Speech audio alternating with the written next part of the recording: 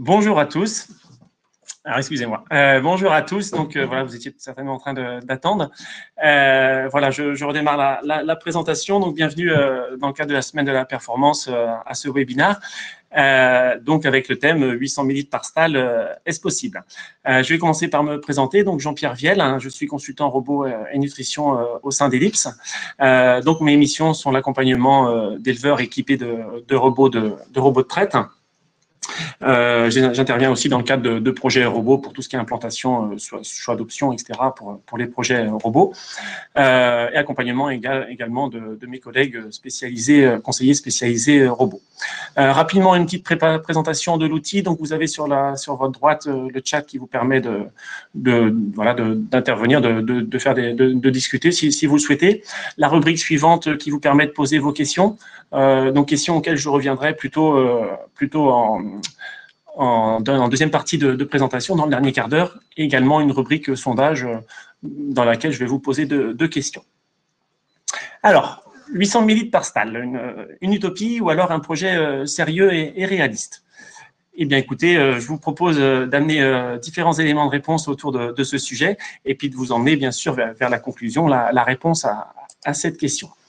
Alors, je vous propose donc dans la demi-heure qui va suivre de travailler d'abord sur un thème plutôt autour du robot, une seconde partie au niveau des critères d'élevage. J'interviendrai aussi sur la partie, plus brièvement sur la partie éleveur, et donc on conclura sur des aspects rentabilité qui bien sûr sont importants. La vidéo sera ponctuée, la présentation, pardon, sera ponctuée de deux vidéos, donc les deux éleveurs que vous voyez en dessous là, qui ont accepté de témoigner et qui vont permettre de compléter et enrichir cette présentation. Alors, je vais commencer par un petit sondage tout simple qui va plutôt s'adresser bien sûr aux agriculteurs. Donc voilà, vous pouvez aller sur la rubrique de droite sondage, et donc pour les personnes, pour les éleveurs laitiers, m'indiquer si vous êtes équipé ou non d'un robot de traite. Évidemment, pour les autres, si vous n'êtes pas concerné, vous indiquez que vous n'êtes pas éleveur. Alors, on va rentrer dans le vif du sujet. Je vous ai chiffré les éléments un petit peu pour planter le décor, on va dire. Voilà, pour livrer 800 millilitres sur une année, sur une campagne laitière, ça se traduit en une traite à 2300 kg à traire par jour. Vous avez sous les yeux un tableau voilà, qui permet de traduire ça en effectif et en production. On peut imaginer 3 situations moyennes théoriques, mais qui sont tout à fait réalistes par rapport à ce qui se passe sur le terrain. Vous avez une première situation, on peut imaginer avoir 60 vaches à 38 kg en moyenne sur l'année, même un peu plus de 38 kg. Une autre situation qui est peut-être un petit peu plus accessible et plus courante, qui est d'avoir 66 vaches à 35 kg. Et une troisième situation, donc que j'observe sur le terrain, et certains d'entre vous fonctionnent peut-être comme ça, qui est d'avoir 75 vaches à un peu plus de 30 kg. Donc, je me suis permis de barrer cette situation, mais ce qui me semble que ce n'est pas la bonne stratégie.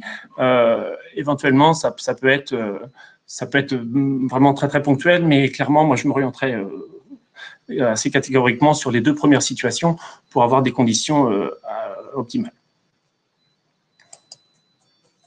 Alors, autour du robot, qu'est-ce qui va nous intéresser donc pour essayer de tendre vers les 800 millilitres et pourquoi pas plus. En termes d'équipement, voilà, ça semble évident. On va être sur un tank tampon, c'est du bon sens. La génératrice pour pas prendre le risque des coupures, évidemment. La conception. Alors, la conception autour du robot a toujours son importance, hein, on est bien d'accord. Là, je m'oriente vers un thème bien précis qui est le fait d'avoir cette traite volontaire qui est toujours précieuse autour des robots. Dans le thème qui nous occupe, elle est vraiment primordiale puisqu'on va souhaiter que le robot tourne en permanence. Donc, il faut qu'on ait une organisation parfaite pour que les vaches circulent jour et nuit, évidemment, y compris quand l'éleveur est absent. Donc, tout ce qui est logette. Et la partie tri des vaches, c'est plus une histoire d'efficacité de la main-d'œuvre, puisqu'on est quand même sur un système qui va être un peu plus prenant pour l'éleveur. Pour ce qui est de la performance machine, donc voilà, on va avoir un robot performant. Il faut que ça tourne, et donc on doit travailler main dans la main avec sa concession et avec son technicien de maintenance, tout simplement, puisque ça paraît évident que la moindre panne doit être la plus courte possible, que ce soit le jour, la nuit, le week-end. Donc voilà, il faut vraiment être en confiance avec sa concession pour que ça se passe bien et pour que la machine soit vraiment efficace. Alors, autour du robot, ce qu'on va chercher, je l'ai illustré, voilà, tout simplement, on va vouloir traire vite et bien. Il ne s'agit pas de saccager la traite, bien entendu. Donc, il faut qu'on présente des vaches propres, c'est du bon sens, pour que le robot ne perde pas de temps. Donc, propreté des couloirs, des logettes, épilation des mamelles, etc. Le robot doit être efficace. Là, c'est vraiment pour une histoire de branchement, pour qu'il puisse brancher le plus vite possible. Pour ce qui est intervention au niveau du robot, là, c'est vraiment d'être dans l'anticipation, d'éviter au maximum les imprévus, les pannes, voilà, les pièces d'usure qui sont changées en temps et en heure, le nettoyage qui est fait correctement. Là aussi, même chose pour qu'on ne perde pas de temps et que le robot tourne en permanence. Alors, le robot, vous ne devez pas lui faire perdre son temps. Ça reste une machine et on lui demande d'être très efficace. Donc, sur ce type d'objectif, pour moi, il est exclu de faire un traitement dans la stalle. Pour ceux qui sont agriculteurs, qui regardent, vous n'allez peut-être pas être d'accord avec moi. Voilà, je sais que c'est assez courant de faire des traitements dans une stalle et j'y vois pas d'inconvénient, mais dans le cadre de ce projet-là, c'est pas possible. Toutes les minutes, les secondes qu'on perd, c'est du temps de traite en moins, donc ça ne rentre pas dans le cadre de ce projet-là. J'y ajouterais qu'on peut éventuellement perdre un petit peu d'efficacité au niveau des traitements pour un peu qu'on se précipite un petit peu lorsqu'on va faire ces actions-là. Ayez en tête que plus il y aura de problèmes sanitaires, donc éventuellement d'antibiotiques, plus il y aura de lavage après le passage de la vache, donc pendant ce temps-là, le robot perd du temps aussi. On va travailler, je vais y revenir tout à l'heure de façon chiffrée, pour que le robot réussisse au maximum ses traites, évidemment. Et aussi, on va essayer d'emmener un maximum de vaches dites efficaces. Donc, on va en reparler tout à l'heure au niveau de la sélection des animaux qu'on oriente vers le robot. Quelles vaches on garde, quelles vaches on exclut, ça va être important pour l'efficacité du robot. Alors, la vitesse de traite, un poste important aussi. J'entends par vitesse de traite vraiment la partie génétique de vos vaches laitières, donc vraiment leur capacité à laisser couler le lait, si je puis dire, rapidement. Donc là, c'est le travail de longue haleine, hein, c'est vraiment la sélection des années précédentes. Avec, là, il faut distinguer bien deux types de données. Vous pouvez avoir pour vos robots, sur ceux qui sont déjà équipés, soit un chiffrage de la vitesse de traite, donc vraiment la vitesse à laquelle le lait s'écoule, ou avoir l'efficacité, c'est-à-dire le lait produit ramené au temps présent dans la stalle. Les deux données sont intéressantes, si ce n'est que l'interprétation va être différente. Alors, je vous ai mis sous les yeux là quelques chiffres qui sont qu'on pourrait appeler purement théoriques. C'est vraiment pour illustrer le propos. Vous avez une première situation. Vous avez un troupeau qui serait à 3 kg par minute. Donc, c'est quelque chose qui est pas, c'est pas un extrême. Hein, c'est quelque chose qu'on peut voir sur le terrain. Donc, pour traire purement extraire, si je puis me permettre de dire le lait, il va nous falloir 13 heures de traite cumulée. C'est simplement 13 heures de traite auquel il faut ajouter un temps de préparation, du temps inactif du robot, etc., etc. Si je vais à une situation inverse, avec un troupeau beaucoup plus long à traire, avec par exemple 2 kg minute, et là aussi ça existe sur le terrain, il va me falloir 19 heures simplement pour extraire les 2300 kg, auxquels il va falloir ajouter 5-6 heures de temps de préparation. Et ça voudrait dire que les vaches soient à queue leu en permanence, jour et nuit, ce qui est purement impossible. Donc voilà, si vous avez un troupeau qui est en moyenne à 2 kg minute, et je parle bien en vitesse de traite, hein, attention pour l'interprétation des chiffres, ce sera impossible de monter jusqu'à ce litrage-là. J'en profite pour préciser pour les éleveurs qui seraient en projet, en réflexion, qui hésiteraient sur le nombre de stalles, la vitesse de traite peut se mesurer en salle de traite au moyen de compteurs électroniques.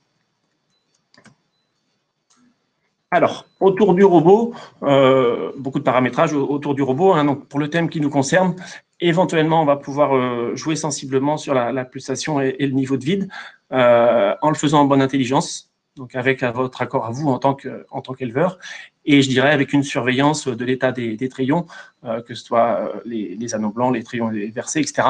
Surveiller qu'il n'y ait pas de dégradation et qu'on n'ait pas de souci de qualité du lait, bien sûr. Il faut suivre ça de près. Alors, au niveau des traites, des fréquences de traite, on va, ce qu'on appelle, ne pas être trop permissif, puisqu'on va essayer d'avoir le moins possible de traite à moins de 10 kg. Si on est sur des permissions à 7, 8 kg à 6 heures, on va avoir trop de vaches qui ont peu de lait qui peuvent être autorisées au robot et ça va lui faire perdre du temps. Ce sera autant de disponibilité en moins pour les vaches qui ont les plus grosses productions. Alors, je vous ai chiffré quelques éléments. Dès qu'on met des chiffres, hein, ça peut être discutable. C'est vraiment pour amener des repères. On va plutôt être sur du système. On ne va pas forcément monter très, très haut en nombre de traites par vache, malgré que le niveau de production le permettrait tout à fait.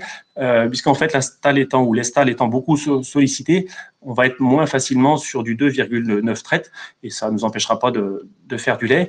Il y aura aussi moins l'occasion pour les vaches de se présenter au robot alors qu'elles ne sont pas à traire, puisque là aussi, la stalle sera régulièrement occupée. Ce qui va nous intéresser, ce sont que les vaches les plus productives puissent venir le plus possible. Pour ce qui est des rares problèmes autour de la traite, je vous ai mis un repère de 2%, et je dirais même qu'au moins avec du robot de dernière génération, on doit exiger du moins de 1%, là aussi pour que le robot perde le moins de temps possible, évidemment.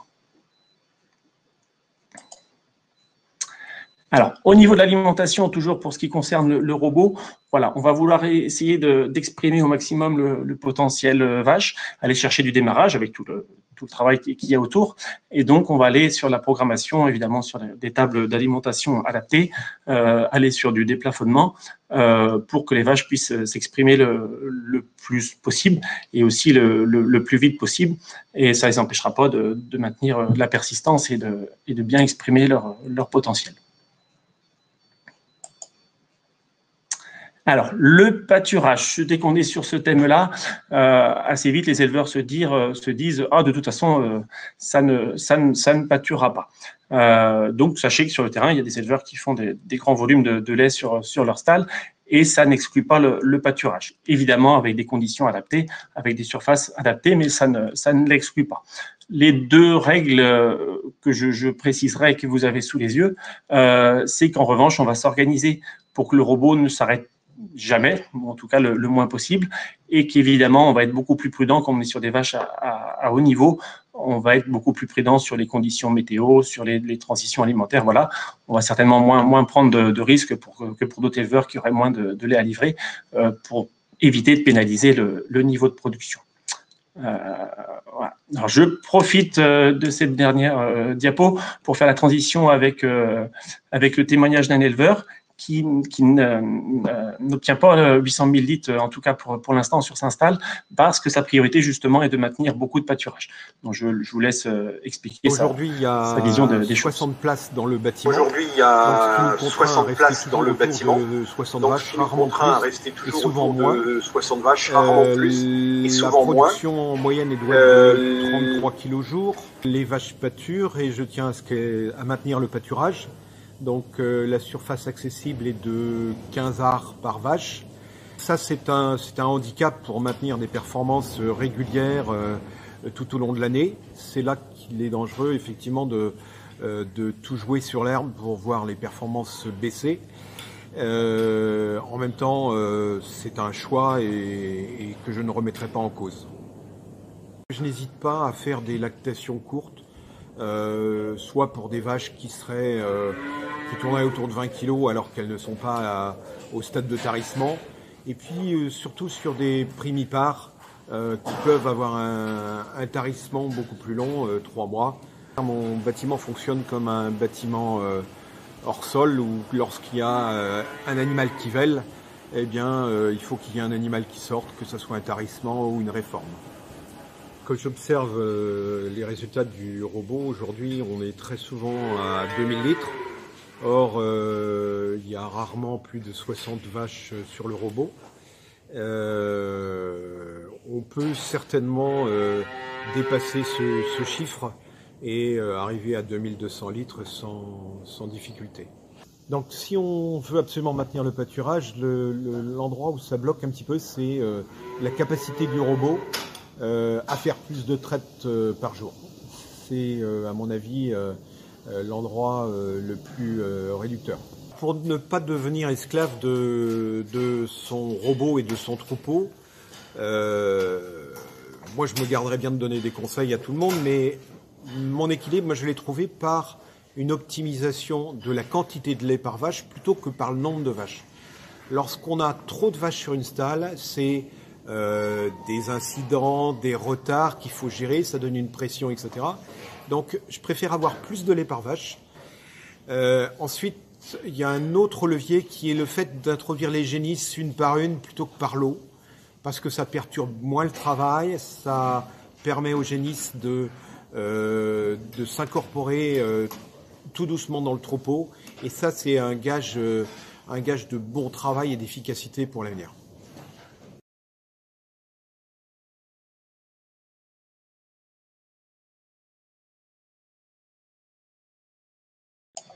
Ah, voilà, donc merci.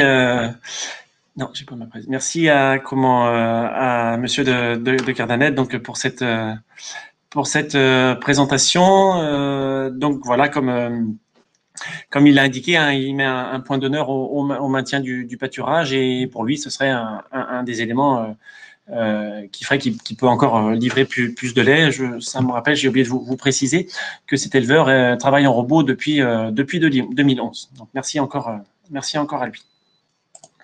On va passer sur un deuxième volet qui va être plutôt la partie élevage, puisque comme je vous l'expliquais tout à l'heure, le projet ne se limite pas au simple robot. Il y a tout l'environnement qui va avec. Alors, je ne vais pas évidemment, avec le temps qui nous reste, aller dans le détail sur les différents points là. Je vais simplement vous traduire pour ces différents thèmes qu'est-ce qui concerne directement le projet de faire un maximum de lait sur notre stade ou sur notre stade. Alors, élément de base que j'ai mis volontairement en priorité, c'est bien sûr la nutrition. Ça va être sur l'ensemble de l'élevage parce que ça aura un impact sur le sujet qui nous occupe aujourd'hui. Ça va aller du colostrum à l'élevage des génisses, évidemment, à toute la nutrition autour des vaches, jusqu'aux vaches taries. Voilà, je vais sans doute faire sourire les personnes qui travaillent avec moi, qui j'embête régulièrement avec la préparation vélage. Clairement, un éleveur qui ne veut pas investir sur ces postes-là n'arrivera pas à aller sur un maximum de lait sur sa stalle, ce sera pas possible. Donc voilà, gros sujet, évidemment, la nutrition, mais c'est un élément de base pour faire du haut niveau. C'est aussi dans la nutrition, mais je le précise parce que c'est un point qui est, à mon sens, trop souvent négligé. L'eau. On en parle beaucoup forcément dès qu'il y a des fortes chaleurs, mais c'est un point qui est important tout au long de l'année, puisque ça va évidemment avoir un impact direct sur les performances des animaux, et voire même sur la qualité du lait, vous le savez tous. Deuxième point qui est vraiment hyper important pour aller chercher la performance sur du robot, ça va être le post-reproduction. Important dans tous les élevages laitiers, évidemment, si ce n'est qu'ici qu'on va mettre la barre un petit peu plus haute. Vous voyez, je vous ai mis sous les yeux un objectif d'IVV de 380 jours, voilà, qui est pas toujours facile à atteindre, mais clairement, il faut tout mettre en œuvre pour y arriver, puisque derrière, ce que l'on va rechercher, c'est un rang moyen à 150 jours et moins, évidemment, pour aller chercher une bonne moyenne par vache. Donc voilà, beaucoup de choses à mettre en œuvre autour de la fécondité. Donc je parlais de la nutrition tout à l'heure et d'autres thèmes autour de mon équipement de robot. Quelles sont les options que je vais prendre pour être le plus efficace autour de la surveillance des chaleurs, la fréquence des échographies ou des gestatests, etc. Il faut vraiment trouver toutes les combines possibles pour performer au niveau IVV. Donc, point très, très important, le post-repro également. Le potentiel génétique, évidemment, je vais être très bref là-dessus, mais vous comprenez qu'on est sur un système où on va apporter plus facilement de concentré pour aller chercher les derniers kilos de lait. Si on veut de la rentabilité, il nous faut absolument de l'efficacité alimentaire. Il faut que les vaches transforment aussi bien en lait, et ça n'empêche pas d'avoir du tour d'ailleurs, mais sans génétique, évidemment, ce sera impossible, clairement. Alors, le renouvellement, pourquoi je parle ici des genisses sans pour autant m'écarter du sujet. J'amène le sujet du renouvellement, puisqu'en fait, avec le symbole de la balance, puisqu'en fait, on va jouer sur deux niveaux. On va vouloir à la fois avoir un petit peu plus que la norme de renouvellement disponible. C'est un coût, hein, j'en ai bien conscience, mais voilà, je vous ai dit tout à l'heure qu'on allait parfois éjecter certaines vaches, donc il va nous falloir du renouvellement en face. Et si tout va bien, c'est des animaux qui pourront partir dans le commerce gestant ou sous forme de vache en lait. Et de l'autre côté de notre balance, on va vouloir essayer d'avoir le moins possible de primipare, ou en tout cas un taux de primipare raisonable, pour pas pénaliser la production. Pour vous donner un repère, dès qu'on va grimper de plus 10%, donc par exemple monter à 40% de primipare, on va perdre 1 kilo en moyenne sur le troupeau. Donc évidemment, ça va être très très pénalisant. Donc voilà, on va jongler entre avoir du renouvellement disponible sans pour autant en introduire trop et surtout l'introduire de façon régulière. Je vais y revenir tout à l'heure. Avoir à l'esprit qu'on est sur un système saturé, donc au moins pour l'instant dans ce qui nous occupe. Donc ça n'exclut pas de faire du vélage assez jeune, mais on doit maîtriser les poids. Et si éventuellement on va jusqu'à du vélage précoce, là il me semble qu'il faudra mettre en place une pesée pour pas prendre de risques au niveau des animaux qui vont arriver dans la stabulation. Voilà, donc petite illustration par rapport à ce que j'introduisais tout à l'heure. On va essayer de réguler le plus possible, même si c'est pas toujours évident. Hein, on anticipe tout ça, puisque vous voyez en haut à gauche, si vous avez des creux dans les naissances ou des pointes forcément hein, subies par les vélages ou par le ratio mâle-femelle, et ben on peut le répercuter 2 ans environ après, et donc avoir un afflux trop important de genisses à certaines périodes, ou à l'inverse avoir un trou dans le renouvellement. Et donc, voilà, si on avait visé notre objectif de 65, de 68 vaches, et ben voilà, c'est peut-être à cause de ça qu'on va pas arriver à lisser notre effectif et indirectement pénaliser notre production 24 heures. Puisque voilà, vous en faites peut-être partie. Il y a beaucoup d'éleveurs qui arrivent à faire régulièrement des pointes, à faire du 35, du 36 kilos ou du 2300 kilos jour. Leur difficulté, c'est de pas arriver à tenir dans la durée. Et un des éléments, justement, c'est certainement le management et la bonne gestion des effectifs. La qualité du lait, là aussi thème classique que je vous traduis pour le sujet d'aujourd'hui. Gardez à l'esprit que les vaches qui font des cellules font moins de lait. Et non pas l'inverse, c'est pas un effet de dilution, mais bien les cellules qui viennent pénaliser la production. Gardez également à l'esprit que tout le lait qui ne sera pas commercialisable va à l'encontre de notre objectif. Je vous ai mis clairement l'objectif de 98% du lait produit qui est livré. Il faut être assez net là-dessus. Si on a 94%, ce sera compliqué. Et rappelez aussi qu'à chaque traitement, le robot perd du temps avec le lavage. J'y reviens pas.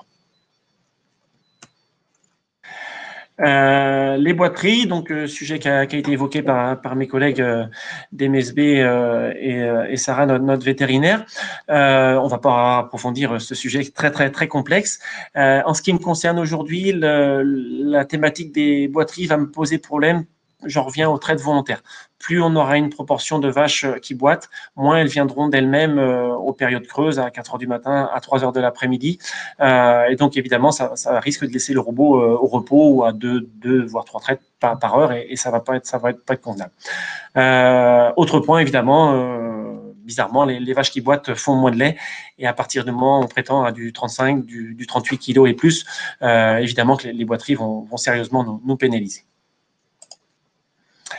Je serais très bête, j'en resterai aux illustrations. Évidemment qu'il faut arriver à maîtriser l'ensemble du sanitaire, et là c'est un travail de longue haleine et qui est jamais gagné, hein, il faut l'admettre. Mais les différents soucis qu'on peut avoir tout au long de la vie d'élevage, que ce soit d'une vache ou d'une genisse, peuvent venir nous pénaliser, tantôt à cause de la croissance, à cause de la production, à cause de la repro, avec les effets indirects que j'ai évoqués tout à l'heure. Voilà, on a vraiment un ensemble de critères techniques à maîtriser, et le sanitaire en fait partie. Le volet confort, là je dirais comme l'eau, c'est quelque chose qui est valable toute l'année, que ce soit l'ambiance, que ce soit la qualité, les différents réglages qu'on doit avoir au niveau du bâtiment. On ne peut pas demander à des vaches d'exprimer au maximum le potentiel si on n'est pas au top au niveau du confort. Ça demande du temps, ça demande de l'investissement. Donc voilà, il faut y aller par étapes, mais ce sont de toute façon des éléments là aussi déterminants pour atteindre notre objectif. Alors, je reviens un petit peu sur le management que j'ai évoqué tout à l'heure avec les chenilles. Donc, je vous disais qu'on va faire en sorte d'introduire de façon le plus lisse possible les chenilles pour que ça se passe mieux. D'ailleurs, Monsieur de Cardanette l'illustre bien en disant qu'il tient à amener les chenilles le plus régulièrement possible. Il a tout à fait raison. Et le deuxième point, c'est la partie tri des vaches, donc aussi bien niveau réforme que tarissement. Quand est-ce que je décide de sortir une vache? Donc, est-ce que j'estime qu'en dessous de 20 kg, elle non plus en place dans mon système? À certaines périodes, même mettre la barre plus haut, à 25 kg. Donc voilà, ça va être un critère de décision. Et autre chose, on ne va pas simplement aller regarder la production, on va surtout aller regarder l'efficacité des vaches au robot, c'est-à-dire ramener le volume de lait qu'elles produisent chaque jour par rapport au temps d'occupation du robot. Donc, ça sous-entend que dès qu'une vache qui est très longue à traire, une vache qui bouge un petit peu, qui pénalise un petit peu le robot, même si c'est rarement le souci, la vache qui ne vient plus au robot pour X raisons que l'éleveur est obligé d'accompagner régulièrement, voilà, on est dans un système où ces vaches-là vont moins facilement avoir leur place et pourquoi pas les tarir un petit peu plus longtemps, le moins possible, hein, j'entends, c'est pas un objectif, mais on va trier ces vaches-là pour maintenir notre moyenne par vache. Voilà, je vous propose un deuxième témoignage d'éleveur que je vais vous expliquer un petit peu plus tard. Donc Cyril Roper, que vous avez pu observer dans la top list il y a pas très longtemps, qui nous apporte son expérience à son tour. Donc je livre presque 700 000 litres depuis 2 ans là, sur la stalle. Donc je livre presque 700 000 litres. Je pense que pour moi les marges de manœuvre sur la stalle. Je pense que pour moi les marges de manœuvre sont en libre sur la stalle. De vaches sur le robot. Et mon temps d'astreinte quoi, qui peut jouer aussi. Donc les vaches ne sortent pas au pâturage. Donc ce qui dû à un manque de surface. Selon moi, les points qui restent à améliorer là, pour livrer un peu plus de lait sur la stalle sont gérer les boiteries au mieux, quoi, plus en préventif. Rester vigilant sur la repos, quoi. Et il reste un peu à travailler sur l'alimentation des VL, bon, tout en faisant attention aux coûts alimentaires. La limite de mon système, c'est mon temps d'astreinte journalier dans le bâtiment. Donc j'aime bien être aux alentours de 60 vaches sur la stalle. Le but est d'augmenter le lait par vache et non le nombre d'animaux dans la stabulation. Pour moi, c'est rentable de livrer 700 000 litres de lait, car je n'ai pas augmenté en nombre de bêtes et avec un coût alimentaire en baisse par rapport aux 640 000 litres initiales que je devais livrer. Dans mon système là, assez intensif, mes conseils pour ne pas trop stresser sont de faire le lait que le robot et que les vaches sont capables de faire. S'il est fait, c'est bien. S'il n'est pas fait, bah, tant pis. À partir du moment que ça reste économiquement viable, quoi.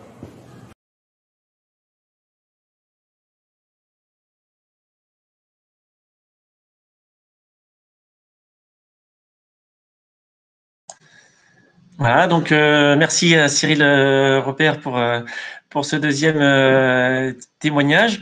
Voilà, donc je précise pour les deux éleveurs qui ce sont des réponses à chaud, donc merci pour leur spontanéité, c'est-à-dire je leur ai soumis les questions et la réponse directe et pour le coup, ils ont été tous deux très efficaces puisque ça a été filmé qu'une fois. Donc vraiment, merci à eux. Je suis allé chercher là cet éleveur-là qui a encore lui également du chemin à faire pour aller aux 800 000 litres. Il a vraiment fait une très belle progression et vraiment rapide. Et clairement, c'est pas fini. Donc voilà, je suis allé chercher son retour d'expérience et nous amener le chemin qu'il lui restait à faire pour aller vers les 800 000 litres. Merci à lui. Alors, je termine sur une dernière partie beaucoup plus rapide. Voilà, je viens sur la partie éleveur qui va être vraiment la pierre angulaire de ce qu'on évoque aujourd'hui. C'est lui qui va encadrer tout ça et bien gérer tout ça. Je voulais quand même pas passer à côté des points que vous avez sous les yeux, puisque voilà, on va être sur un système peut-être qui va être un petit peu plus stressant. Donc, tout ce qu'il faut faire pour que ça se passe bien et surtout pour que ça aille dans la durée.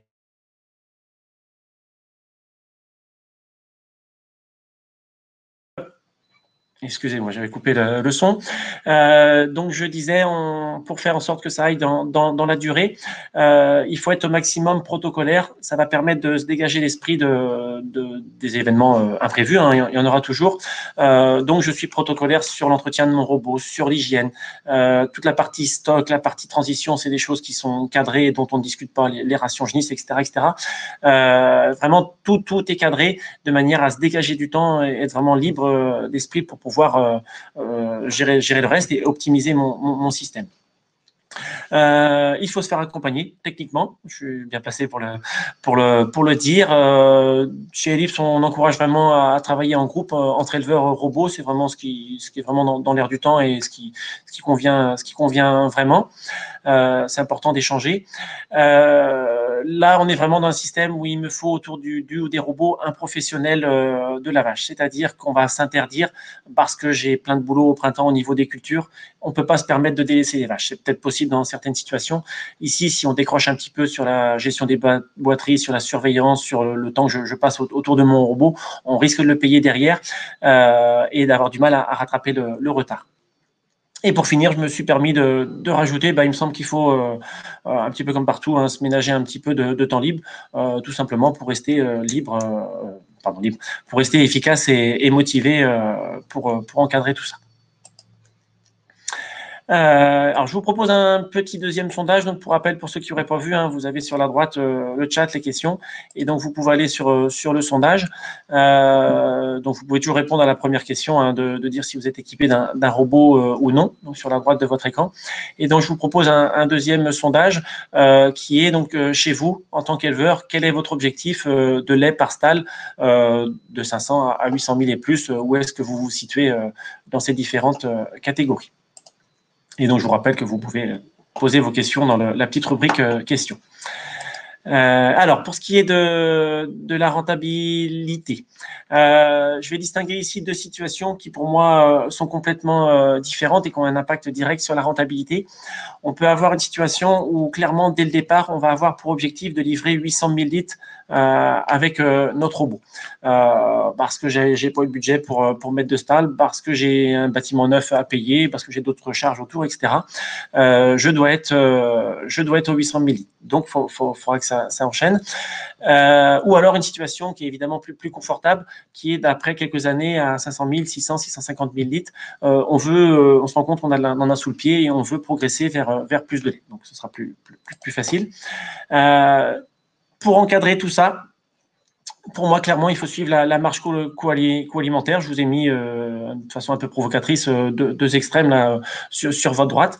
Il faut le mesurer régulièrement, se comparer aux autres pour savoir où on va et savoir si on doit changer un petit peu de braquet.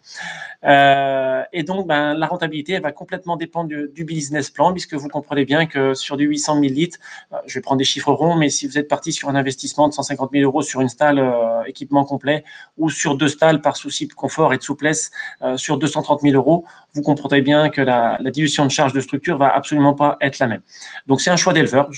C'est à voir sur le terrain, à discuter. Les deux existent et il faut y réfléchir.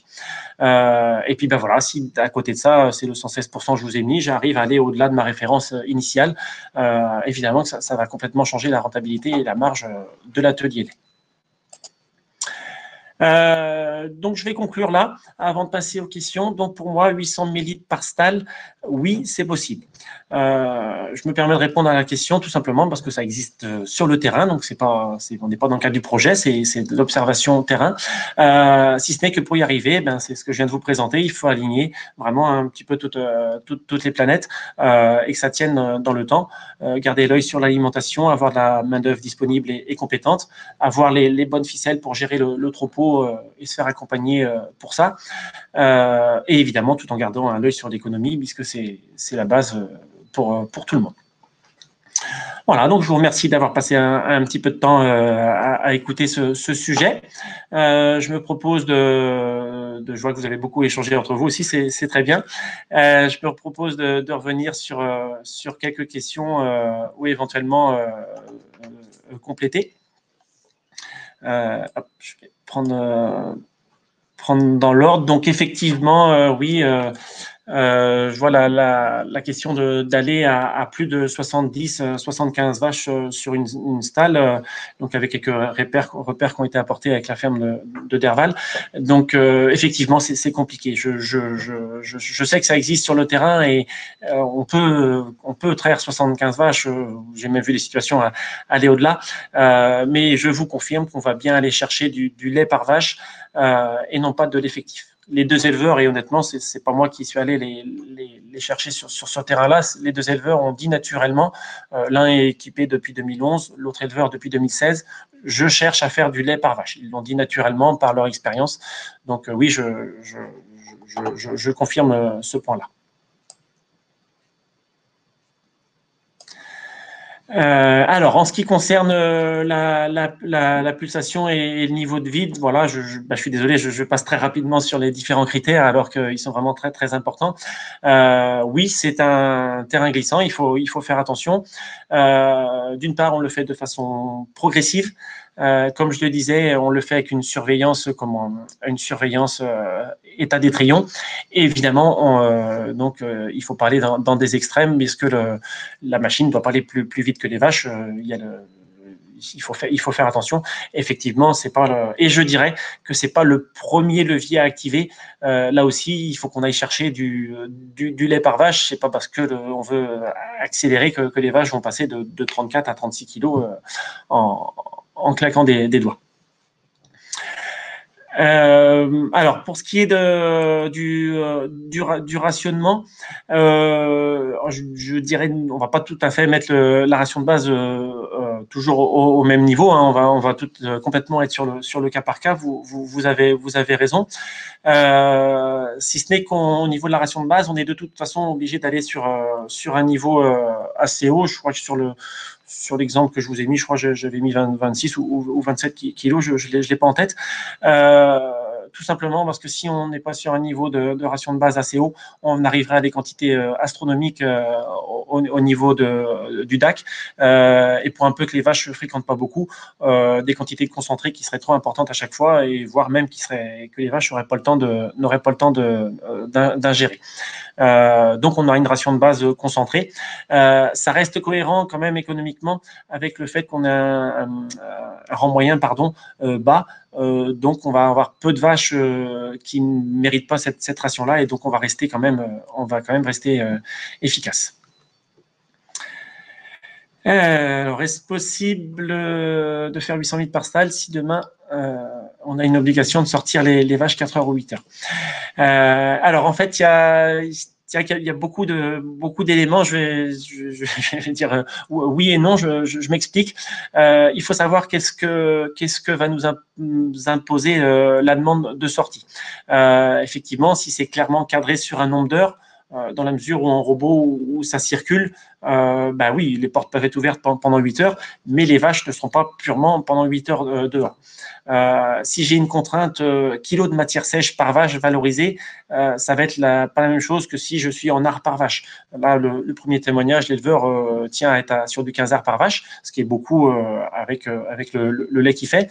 C'est évidemment pas comparable avec l'éleveur qui a une simple parcelle parking, comme on peut l'appeler vulgairement, avec une sortie à l'air, mais qui n'est pas vraiment du pâturage.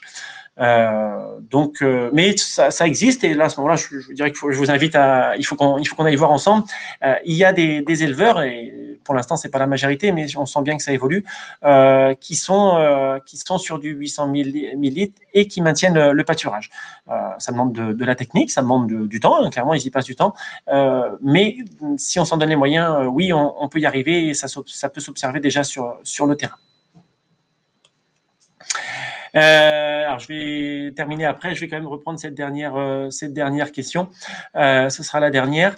Donc oui, effectivement, le débit par vache a été abordé en première partie de présentation. Et oui, c'est un élément déterminant. Donc, je parlais de troupeaux soit à 2 kg minute ou à 3 kg minute, ce qui est simplement le jour et la nuit. Et donc, j'invitais les éleveurs qui sont en projet à tout simplement mesurer avec les compteurs électroniques en salle de traite pour voir s'ils doivent s'orienter plutôt sur 1, sur 2 ou de 2 à 3 stades, etc. Oui, c'est possible. Merci pour cette question. Voilà, le temps s'est écoulé, donc voilà, sujet dense hein, que j'ai balayé très rapidement. Je vous invite à me joindre en privé si vous souhaitez approfondir certains sujets ou qu'on puisse échanger, il n'y a pas de souci. Je vous invite voilà, on peut aller visiter les élevages ensemble. Je vous retourne aussi vers vos propres concessions qui peuvent vous emmener voir leurs élevages qui sont dans ces performances-là. Ils se feront un plaisir de vous accompagner pour que vous voyez de vous-même comment ça se passe. Merci pour le temps que vous avez passé.